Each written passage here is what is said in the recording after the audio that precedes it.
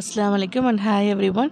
இன்றைக்கி நான் செஞ்சு காட்ட போகிற ரெசிபி வந்து ஹோம்மேட் சாக்லேட் கேக். நம்ம பிகினர்ஸ் கூட ஈஸியாக பண்ணுற மாதிரி ஒரு சாக்லேட் கேக் ரெசிபி தான் இன்றைக்கி நம்ம பார்க்க போகிறோம். இது என்னோடய பொண்ணு பேர்த்டேக்காக நான் வீட்லேயே நான் பண்ணது. இப்போ ரெசிபிக்குள்ளே போயிடலாம். ஒரு க்ளீன் பவுலில் வந்து 4 முட்டையை வந்து இந்த மாதிரி நான் உடைச்சி சேர்த்துக்கலாம். இப்போ ஒரு டீஸ்பூன் அளவுக்கு நான் வெனிலா எசன்ஸ் சேர்த்துக்கிறேன். வெனிலா எசன்ஸ், வெனிலா எக்ஸ்ட்ராக்ட் நம்ம எதனாலும் நம்ம சேர்த்துக்கலாம். அப்புறம் இந்த முட்டையை நல்லா ஃப்ராத்தி ஆகிற வரைக்கும் நல்லா வந்து நம்ம பீட் பண்ணி எடுத்துக்கலாம். இந்த அளவுக்கு நிறையா இருக்கணும். இப்போ ஒரு கப் அளவுக்கு நம்ம வந்து பவுடர் சுகர் சேர்த்துக்கலாம். நம்ம சீனி சேர்த்ததுக்கப்புறமா நம்ம இந்த மாதிரி நல்லா அடித்து நம்ம எடுத்துக்கணும். அந்த சீனி எல்லாம் நான் அந்த முட்டையில் வந்து நல்லா கரையணும். இந்த அளவுக்கு சீனியை வந்து நல்லா அடித்து எடுத்ததுக்கப்புறமா இதில் வந்து நான் ஒரு 1/4 கப்பு 1/4 கப் அளவுக்கு நான் வந்து ரீஃபைண்ட் ஆயில் சேர்த்துக்கிறேன். எந்த ஃப்ளேவர்லெஸ் ஆயில்னாலும் நம்ம சேர்த்துக்கலாம். எண்ணெய் சேர்த்ததுக்கப்புறமா அந்த எண்ணெய் வந்து அந்த முட்டை சீனி எல்லாத்தோட நல்லா பிளெண்ட் ஆகணும். அது வரைக்கும் ஒரு 1 செகண்டுக்கு நல்லா வந்து நம்ம பீட் பண்ணி எடுத்துக்கலாம். இப்போ நல்லா மிக்ஸ் பண்ணி எடுத்துக்கிறோமா நம்ம ட்ரை இன்க்ரீடியன்ட்ஸ் எல்லாம் நம்ம சேர்த்துடலாம். இப்போ ஒரு 3/4 கப் அளவுக்கு நான் மைதா சேர்த்துருக்கேன். ஒரு கப்பில் வந்து 3/4 கப் எடுத்துக்கோங்க. இப்போ 1/4 கப் 1/4 கப் அளவுக்கு நான் வந்து சாக்லேட் பவுடர் சேர்த்துருக்கேன். இப்போ ஒரு டீஸ்பூன் அளவுக்கு பேக்கிங் பவுடர், அதுலேயே 1/4 டீஸ்பூன் அளவுக்கு பேக்கிங் சோடா எல்லாம் சேர்த்து நல்லா வந்து நம்ம வந்து ஜலிச்சு எடுத்துக்கலாம். 1/4 கப் அளவுக்கு நம்ம வந்து பால் சேர்த்துக்கலாம். நம்ம காய்ச்சி ஆற வச்ச பாலோ இல்லைன்னா பாஸ்டரைஸ் மில்க்கோ சேர்த்துக்கலாம். எந்த மில்க் நம்ம சேர்த்தாலும் நம்ம வந்து ரூம் டெம்பரேச்சரில் உள்ளதான் சேர்த்துக்கணும். இப்போ நல்லா வந்து ஒரு விஸ்க் வச்சோ இல்லைன்னா இந்த மாதிரி ஸ்பேட்சுலா வச்சோ நல்லா வந்து நம்ம மிக்ஸ் பண்ணி விட்டுக்கலாம்.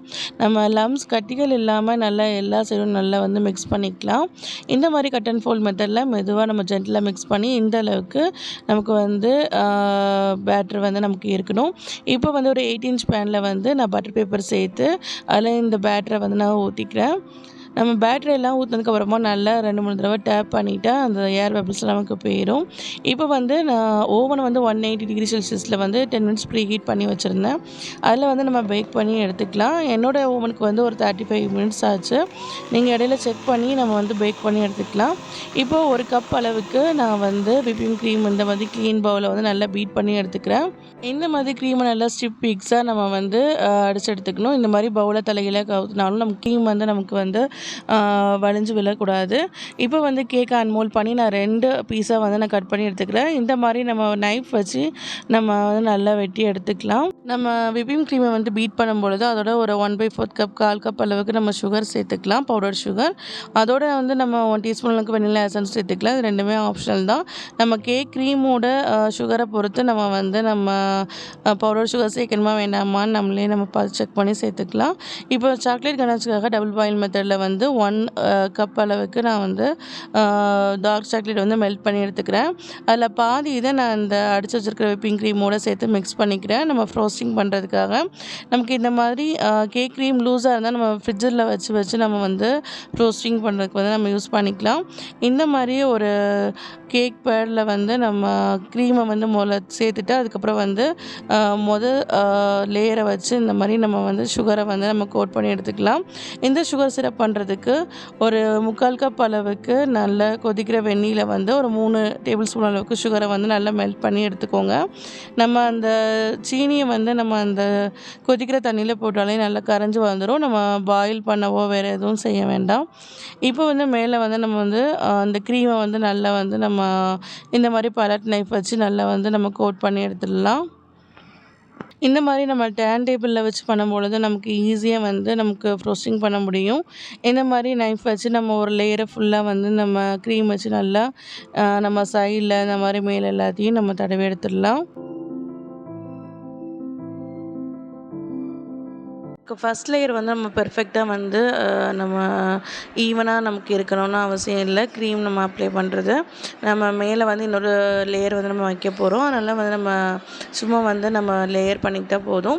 நம்ம செகண்ட் லேயரில் இந்த மாதிரி மறுபடியும் நம்ம வந்து சுகர் சிரப் வந்து அப்ளை பண்ணிக்கலாம். நம்ம சுகர் சிரப்பை வந்து அப்ளை பண்ணும்பொழுது மேலே வந்து அன்ஈவனாக இல்லாமல் அந்த ஸ்பாஞ்ச் கேக் வந்து நமக்கு கொஞ்சம் சாஃப்டாக ஆயிரும். அப்போ வந்து நமக்கு க்ரீம் அப்ளை பண்ணும்போது நமக்கு ஈவனாக வரும். இப்போ 2வது லேயர்லேயும் நம்ம மறுபடியும் இந்த நைஃப் வச்சு நம்ம நல்லா வந்து ஈவனாக வந்து நம்ம க்ரீம் வந்து நம்ம வந்து அப்ளை பண்ணிக்கலாம்.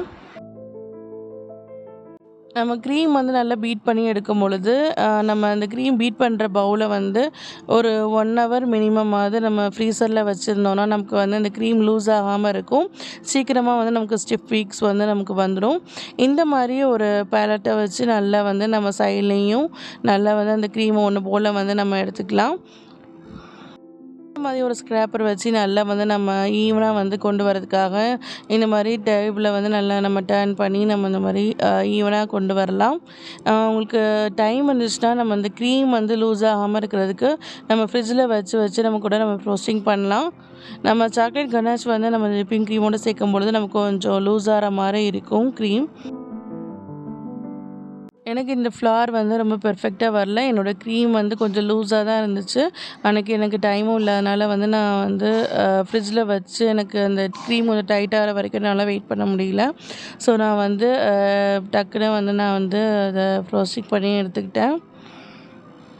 டேஸ்ட் வைஸ் வந்து ரொம்பவே நல்லா இருந்துச்சு இந்த சாக்லேட் கேக் வந்து. இப்போ மீதி இருக்கிற சாக்லேட் கனாஷ் ஃபுல்லத்தையும் நான் வந்து சென்டரில வந்து நான் சேர்த்துக்கிறேன். இதுலேயே அந்த ஒவ்வொரு ஃப்ளார்லேயும் நம்ம கோல்டன் பால்ஸ் வச்சு நம்ம வந்து டெக்கரேட் பண்ணாலும் பண்ணிக்கலாம். இன்றைக்கி நான் வந்து சின்ன சாக்லேட் சிப்பை வச்சு நான் டெக்கரேட் பண்ணி எடுத்துக்கிட்டேன்.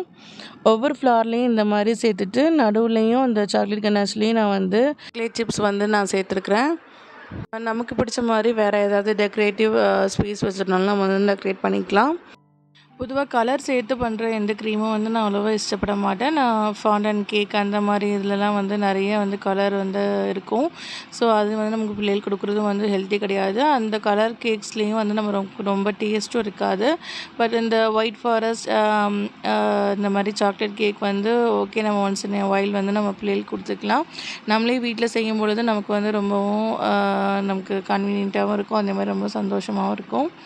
டேஸ்ட் வைஸ் இந்த கேக் வந்து ரொம்பவே நல்லா இருந்துச்சு. ஒரு பிகினர்ஸ் கூட கண்டிப்பாக ட்ரை பண்ணி பார்க்கலாம். ஒரு ஃபெயில் ஆகாத ரெசிபி.